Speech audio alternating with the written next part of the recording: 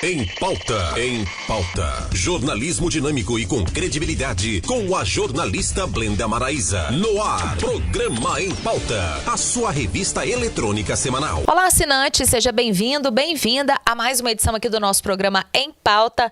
A sua revista eletrônica semanal aqui na cidade de Anápolis. Agradecendo a todos que estão nos acompanhando no canal 14, aqui no canal da NET, ou também a turma que nos acompanha através do YouTube. Obrigada pela participação, pelo compartilhamento, pelos likes e também pelas sugestões de pauta. Na nossa bancada de hoje, a gente tem a grata satisfação de receber o Dr. Victor Lisboa Campos, que é advogado especialista em direito eleitoral. Dr. Victor, é um prazer novamente recebê-lo aqui nos estúdios do canal 14 e, sobretudo, no nosso programa Em Pauta.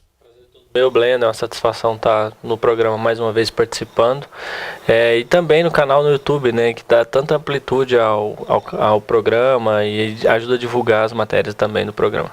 Olha, o Dr. Victor, que na última edição falou conosco sobre esse processo de pré-campanha, né, as mudanças nas questões eleitorais e continuando, né, nessa vertente eleitoral, justamente que é, na verdade, utilidade pública para você assinante, para você que nos acompanha, e já vai entrar literalmente agora já no processo de propaganda, para a gente poder entender como tudo isso vai se suceder agora para esse ano eleitoral. Doutor Victor, o início da pré-campanha já começou? Sim, Blenda, a propaganda, estamos na pré-campanha, né? Estamos, né? Estamos na pré-campanha. Não existe prazo fixado para pré-campanha. Pré-campanha é todo o período que envolve o período pré-eleição. Então, pré-convenção. Então, antes do dia 15 de agosto, tudo é pré-campanha. Então, desde o ano passado, já o pessoal já está se organizando, tudo isso é período pré-campanha. Então, a legislação eleitoral permite que os candidatos se divulgam, façam promoção pessoal, divulga atos parlamentares, no caso de quem tem detentor de mandato. Aqueles que não são detentores de mandato, eles podem divulgar ações sociais que a pessoa faz, justamente tentando se promover enquanto pessoa, para que consiga angariar mais adeptos à sua candidatura e se divulgando como pré-candidato, buscando apoio, fazendo reuniões, dando entrevista, tudo isso é permitido na pré-campanha. E quando é que começa a permissão, né, para propaganda eleitoral gratuita? A propaganda eleitoral, ela se inicia a partir do dia 16 de agosto, né? Depois do fim das convenções? Depois do fim das convenções tem o período para registrar a candidatura, né? E após esse período já inicia a campanha eleitoral após o dia 15 de agosto. Então inicia a partir do dia 16 de agosto e o período da propaganda eleitoral gratuita são 35 dias antes da antevéspera das eleições. Então temos mais uns 10 dias ainda sem propaganda eleitoral gratuita no rádio e na televisão. E aí depois que se inicia a propaganda dos partidos, dos candidatos na televisão e no rádio. Bom, e essa propaganda eleitoral, ela pode se dividir tanto na televisão, no rádio, ela segue para mídias impressas, né, que são jornais, revistas, enfim, como é que vai ser? Junta, basicamente é tudo isso, né, doutor Victor? Sim, a grande questão é que, em virtude da redução do gasto de campanha, do teto, dos limites de gastos, o TSE tem dificultado essa questão de gastos, então tem restringido a questão da propaganda, tem diminuído cada vez mais as possibilidades das pessoas estarem se divulgando como pré-candidato. Então, tem questão de limite de, por exemplo, fachada de comitê de campanha, cada vez menor. O TSE vem diminuindo essa questão justamente com a ideia de diminuir o gasto. Questão de adesivo de carros é permitido também, mas tem reduzido também. E tem visto já, né, nesse momento de pré-campanha, algumas pessoas dizendo sou amigo de fulano ou só o nome, isso pode? Sim, na pré-campanha é possível você divulgar o seu nome, né? Não pode ter o pedido explícito de voto, mas é possível sim. O TSE entende que, de acordo com os julgados que ele tem feito de acordo com o que da demanda que tem chegado ao TSE, que é possível sim você se divulgar como pré-candidato, ter plataformas, canais, divulgando blogs, páginas de rede social, é possível sim você estar divulgando. Mas na propaganda eleitoral, durante o período de eleição, tem algumas regras que a pessoa também deve se observar para a pré-campanha, porque se não é permitido no período de campanha, também não é permitido na pré-campanha. Por exemplo, a vedação de utilização de outdoors, que tivemos muitos casos desses, por exemplo, do candidato a presidente do Bolsonaro, o Brasil inteiro, o pessoal fazendo outdoor em apoio à candidatura dele. O TSE, os TRS estão tendo coibida essa modalidade, justamente por ser proibido, né? Justamente por ser proibido a utilização de outdoor, né? Então, o Ministério Público tem entrado com ações pedindo para que sejam retiradas essas propagandas, justamente pela vedação no período da campanha. Não existe a vedação da pré-campanha, mas, por analogia, existe essa vedação também. Carro de som vai ser permitido esse ano, doutor Victor? Não, foi uma das modalidades que o TSE proibiu. Tínhamos nas eleições passadas a utilização de carro de som, ficavam rodando nas ruas das cidades com jingles, com falas dos candidatos, né? Não é direta, digamos assim, para chegar no eleitor. Acaba dando a grande questão que você às vezes consegue atingir um maior número de público, né? Divulgar a sua candidatura, né? E essa modalidade não é permitida mais. Então, a partir das eleições de 2018, é vedado a utilização de carro de sons para estar divulgando a campanha, né? O nome do candidato. Mas, em contrapartida, o carro de som só será permitido para a utilização de carreatas, será possível utilizar o carro de som, passeatas e caminhadas. Então, são essas 3 modalidades que será possível utilizar o carro de som. Mas aí já vem uma outra questão, né? Qual a quantidade de carros para caracterizar uma carreata? A legislação já não define, né? Então, 3 carros seriam uma carreata, 4 carros seriam uma carreata. Então, infelizmente, a legislação não fixa esses parâmetros, né? Vai depender de caso a caso no dia a dia para verificar essa situação. Bom, e dentro da propaganda da internet, já, na verdade, acho que isso não vai ter limitação nem tanto agora quanto depois vai ter alguma limitação. Não, com relação à propaganda da internet, o pessoal já tem se utilizado muito disso, né? Nas eleições passadas também se utilizou WhatsApp, Facebook, Instagram, Twitter, grupos do WhatsApp. Mas é importante a pessoa lembrar que uma das novidades dessa eleição é a questão da possibilidade do impulsionamento de links, né? Então a pessoa publica no perfil dela, o candidato, ele pode impulsionar aquela publicação para tentar atingir um maior número de pessoas.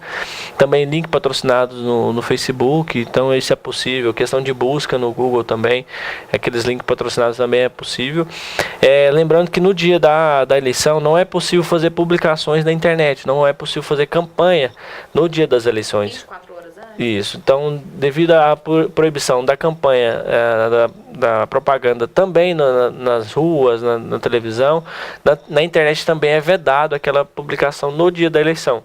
Então todo o conteúdo que é prévio à eleição, ele pode permanecer na internet, mas no dia da eleição não é possível essa publicação. Mas fica difícil de controlar também. Mas vai ser um grande desafio para os TREs fazer esse controle, a punição daquelas pessoas que se utilizem desse subterfúgio, justamente porque não tem como você controlar todos os seus apoiadores. Então, assim, automaticamente, mesmo tendo uma lei, fica difícil você coibir aquela pessoa de estar fazendo esse tipo de publicação. Olha, para você que está sintonizando agora o nosso canal 14, quero agradecer a sua audiência qualificada. Esse é o programa Em Pauta. E nós estamos recebendo na edição de hoje o Dr. Victor Lisboa Campos, advogado, especialista em legislação eleitoral, né? Em direito eleitoral. E a gente está tirando dúvidas com ele quanto à relação à propaganda eleitoral para esse ano, lembrando que é um ano de eleição, né? Muitas pessoas ainda não se atentaram para esse fato. Isso é normal, geralmente quem já está ligado nessa questão somos nós, da comunicação, o Dr. Victor, que trabalha, né, nessa área, tem, né, por obrigação, né, já está, né, já desenvolvendo esse trabalho, então não tem como. Os assessores, os pré-candidatos, enfim. Mas a gente traz isso justamente para que você já possa já ficar inteirado, viu, gente? Afinal de contas, esse ano tem eleição, já começar a observar aí quem já são os pré-candidatos, o período que começa convenções, quem serão definitivamente candidatos, porque acontece muito, né, doutor Victor? O senhor tem muita experiência nesse caso, porque às vezes muita gente sai como pré-candidato, mas depois das convenções é que a gente determina quem realmente são os candidatos, e isso muda muito. Muda muito. Muita gente se lança como pré-candidato justamente tentando fechar algum apoio, né? E às vezes não consegue concretizar essa liderança, esse apoio. E acaba ficando inviável a participação nas eleições. Bom, o senhor, com a experiência que o senhor tem com relação aos outros anos, né, trabalhando já no direito eleitoral, acredita que esse ano vai ser um ano mais difícil para as eleições, já que a gente aproveita para bater esse bate-papo aí com o nosso telespectador? Sem dúvida, em virtude do cenário atual da política, né, no Brasil, muita gente está distante, né, dessa questão política, partidária. Então, os candidatos terão grande dificuldade para estar pedindo voto, para estar se divulgando, em virtude dessa da onda de corrupção, né, dessa questão, então todo mundo está com certo receio. Então os candidatos vão ter que se despontar, vão ter que expor melhor suas ideias, ter que ter direcionamento de fato quais são suas propostas para as eleições, porque o eleitor, sem dúvida, deve estar mais atento a essa questão e não se deve levar apenas por palavras, né? Deve fazer uma escolha bem feita de quem são seus adeptos e que pessoa que ele segue aquela ideologia. Então, sem dúvida, é uma eleição muito diferente. Eu acredito que vai ter o índice de abstenção vai ser maior do que as outras eleições, mas é importante que a pessoa tenha ideia e vote de forma consciente. Para que a gente já que a gente já está nesse bate-papo, qual que seria a diferença? Porque tem muita gente, não vou votar, eu vou justificar, ou vou votar em branco, em nulo. Qual que seria essa diferença, Tobico, para que o nosso telespectador possa entender o voto nulo e do voto branco? A grande questão, eu até falo, porque assim, acaba que não interfere de forma nenhuma, né? Porque a pessoa, ou ela não votando, ou deixando de votar, esses votos são descartados para o cálculo do coeficiente, né? Então, o voto branco ou o voto nulo não interfere nas eleições, né? Existe muita discussão, se tiver votos nulos, mais 50% mais um dos votos anula a eleição, então isso tudo é mito, né? Então, essa questão, de fato, não interfere na eleição. É importante que a pessoa, em vez de se preocupar em votar branco ou votar nulo, que ela se preocupe de escolher um candidato, se atentar às questões das propagandas, ver quem de fato são os candidatos, a pessoa que ela se interessa naquelas ideologias e vote, participa da eleição, porque sem dúvida, e você votando branco, nulo ou você não votando, alguém será eleito.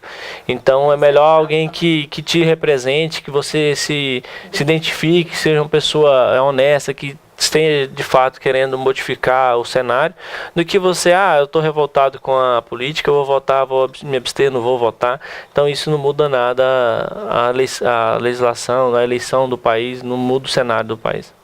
Olha, gente, fica aí a dica, realmente é essa grande importância, por isso nós estamos trazendo não só as questões técnicas aqui de mudanças, né, tanto das leis eleitorais e a propaganda para você entender, mas sobretudo de te trazer digamos assim, uma consciência política, né, que a gente, todos nós, né, como sociedade, devemos ter. Essa que é a grande questão, né, doutor? Sem dúvida, é importante a gente ter essa consciência, e a política ela está presente em tudo, então a gente tem que se inteirar sim e gostar de política, porque se o país que ele se adequa a essa situação, gosta de política, o país se desenvolve melhor. Olha, bom, doutor Victor, com relação às propagandas mais direto com as mídias impressas, né, que seriam os jornais, as revistas, teve alterações? Não, com relação a isso não. É permitido os candidatos se utilizarem das mídias impressas, né, jornais e revistas, respeitando a questão de 1/4 de páginas para as revistas e 1/8 para os jornais e 1/4 para as revistas. A questão dele pode se divulgar, tem a quantidade de limite que é fixada pela legislação, não pode, por exemplo, todo dia estar publicando isso nos jornais e revistas, tem a quantidade limite. Então ele pode sim, além da questão da mídia impressa, também é permitido a questão, igual a gente falou, plotar carro, colocar o adesivo no citru, no para-brisa traseiro, é possível o citru abrangendo todo o para-brisa.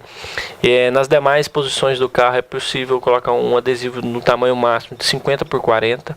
Então, já desde a eleição passada não é possível aquele envelopamento do carro, é limitado a 50 por 40. Justamente. Então, um adesivo de cada lado do carro. Então, um do lado direito, um do lado esquerdo, e se talvez um no capô, meio metro quadrado, ou uma testeira no vidro, é limitado a essa dimensão, 50 por 40. E uma novidade também... Agora, por exemplo, se eu coloquei na testeira do veículo, eu não posso colocar nos vidros? Pode, um de cada lado, um de cada face do carro. A legislação fala dessa forma. De um lado, 50 por 40 do outro, na testeira... A testeira tem que verificar, porque a testeira, como ela é mais comprida, então tem que se respeitar essa dimensão de 50 por 40. Justamente, então tem que verificar se será assim permitido. Na eleição passada, o TRE entendeu que não era possível a testeira, mas na legislação não vem nada regulamentando sobre essa proibição. Então vai depender também de entendimento jurisprudencial dos próprios TREs. Uma novidade também nessa eleição é que vai ser possível você colocar propaganda na sua residência. Então não é possível pinchação de muro, nem fixação de nada externamente da casa. É possível colocação de adesivo ou papel nas janelas, limitado a meio metro quadrado.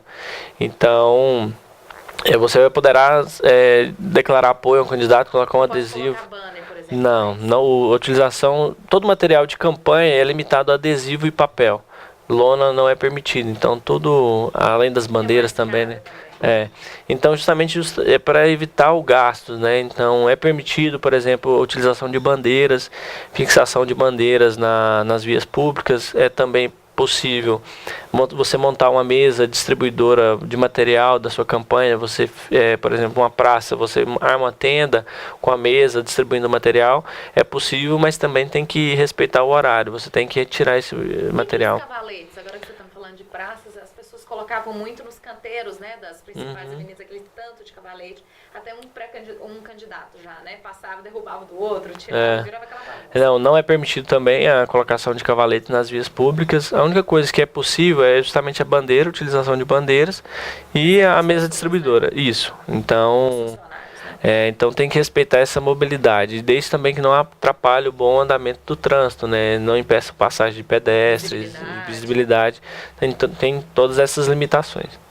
Bom, olha, nós estamos falando sobre essa questão da propaganda, enfim, agora já entra também da propaganda partidária, né? De onde, quando começa, como é que vai ser realizado direitinho.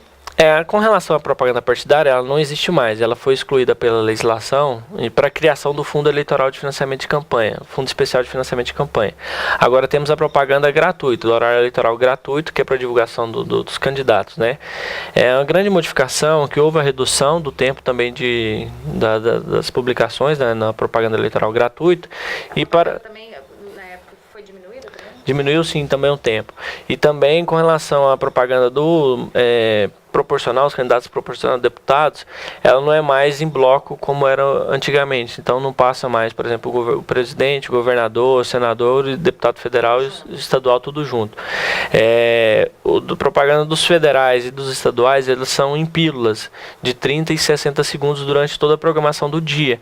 Então no horário eleitoral, por exemplo, na hora do almoço ou à noite, na televisão, passarão somente as propagandas dos majoritários, que é presidente, governadores e senador. Então não passará a propaganda dos proporcionais mais. Serão em pílulas, a pessoa vai aparecer o programa durante a programação normal da televisão. E a questão de candidatos subjúdice, como é que vai funcionar para esse ano, doutor Victor? Uma grande discussão é justamente essa questão, devido a, por exemplo, a questão do Lula, que é um candidato que todo mundo fala que ele vai ser candidato, mas automaticamente... Mesmo preso, pode? Pela situação dele.